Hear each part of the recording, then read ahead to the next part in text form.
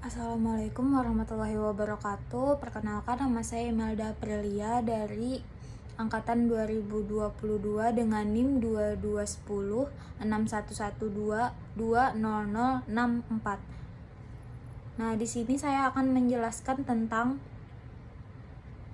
dampak penting dan pengelolaan lingkungan kesehatan di masyarakat.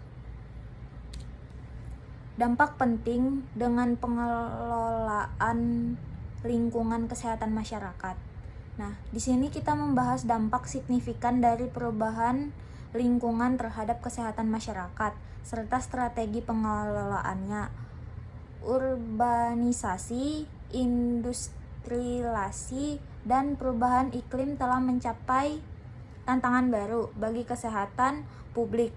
Melalui analisis mendalam tentang faktor-faktor lingkungan dan dampaknya, serta eksplorasi pendekatan pengelolaan efektif, makalah ini bertujuan untuk meningkatkan pemahaman tentang pentingnya menjaga keseimbangan antara lingkungan dan kesehatan masyarakat. Latar belakang masalah lingkungan dan kesehatan masyarakat. Perubahan lingkungan global hingga menjadi isu yang semakin mendesak. Urbanisasi pesat, industrialisasi, dan eksploitasi sumber daya alam berlebihan hingga menurunkan kualitas lingkungan, berdampak langsung pada kesehatan masyarakat. Nah, penelitian ini menunjukkan hubungan erat antara kualitas lingkungan dengan meningkatnya penyakit menular menggunakan pernapasan akibat polusi udara serta masalah kesehatan mental. Daerah perkotaan dengan tingkat polusi tinggi mengalami lonjakan kasus asma dan penyakit jantung. Perubahan iklim juga meningkatkan risiko penyakit yang ditularkan faktor seperti demam berdarah dan malaria. Tentang pengelolaan semakin kompleks, terutama di negara berkembang yang belum memiliki kebijaksanaan memadai untuk mengatasi isu kesehatan terkait lingkungan.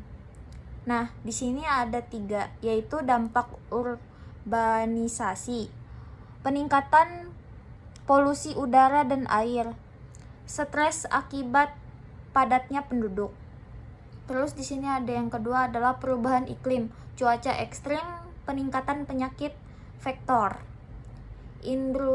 Yang ketiga adalah industrialisasi, pencemaran lingkungan, paparan zat berbahaya. Identifikasi lingkungan dengan dampak kesehatan.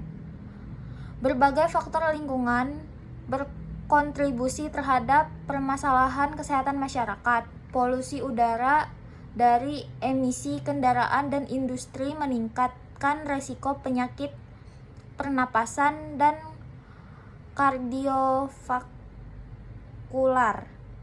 Pencemaran air akibat limbah industri dan sanitasi buruk, penyebab penyakit gastrointestinal, terutama di kalangan anak-anak. Perubahan iklim meningkatkan cuaca ekstrim, meningkatkan risiko penyakit yang ditularkan seperti malaria dan demam berdarah. Di sini ada 4 faktor, yaitu ada faktor polusi udara, pencemaran air, perubahan iklim, dan urbanisasi. Analisis data epidemiologi. Analisis data ini sangat penting untuk memahami korelasi antara kondisi lingkungan dengan meningkatnya penyakit di berbagai komunitas. Studi menunjukkan meningkatnya signifikan kasus asma di daerah dengan tingkatan polusi udara yang tinggi. Data ini juga mengidentifikasi hubungan antara kualitas air yang buruk dengan tingginya angka penyakit diare, terutama di daerah dengan sanitasi yang tidak memadai. Penelitian longitudinal menunjukkan dampak jangka panjang berpaparan polutan terhadap kesehatan. Pemetaan grafis penyakit membantu mitigasi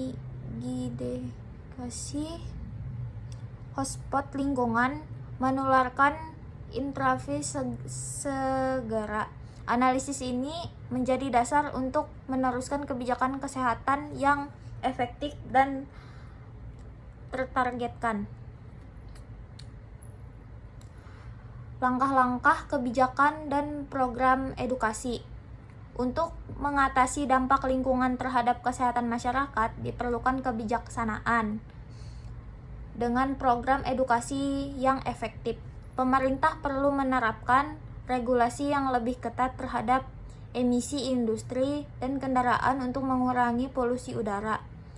Program pengelolaan limbah dan meningkatkan sintensi harus diprioritaskan sehingga menjaga kualitas air. Edukasi masyarakat tentang pentingnya menjaga lingkungan dengan dampak terhadap kesehatan krusial.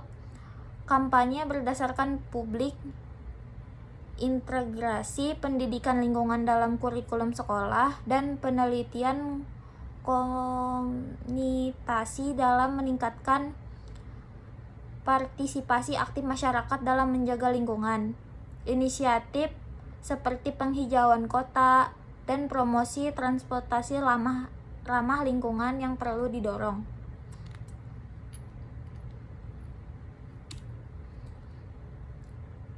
Kolaborasi multisektor dalam pengelolaan lingkungan. Pengelolaan dampak lingkungan terhadap kesehatan masyarakat membutuhkan kolaborasi yang erat antara berbagai sektor. Pemerintah, sektor swasta, organisasi non-pemerintahan, dan masyarakat harus bekerja sama dalam merumuskan penerapan kebijakan lingkungan efektif. Pemerintah berperan dalam menetapkan regulasi dan standar, sementara sektor swasta dapat berkontribusi dalam melalui investasi teknologi ramah lingkungan dan praktik bisnis berkelanjutan. Organisasi non-pemerintah dapat membantu dalam advokasi yang program ditingkatkan akar rumput. Keterlibatan aktif masyarakat sangat penting dalam memastikan keberhasilan dan keberlanjutan inisiatif lingkungan.